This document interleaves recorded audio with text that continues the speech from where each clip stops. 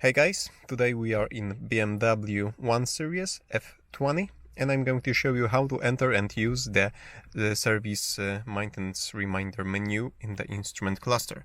So with the doors closed, you need to turn on the ignition, and this is how the ignition on looks like.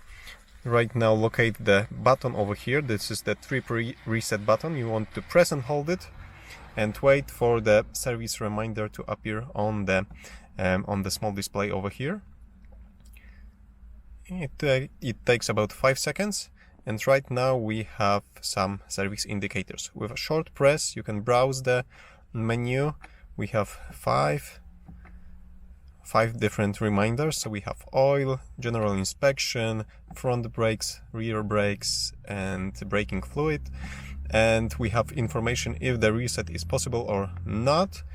And when you want to reset something, just press and hold the button again, and you will be asked if you want to perform the reset. And right now, if I press it again, or press and hold it, I'm not sure, you will confirm that you want to reset this option. I'm not going to do this right now because this car was not serviced at the moment, so I don't want to mess around with the schedule for this car.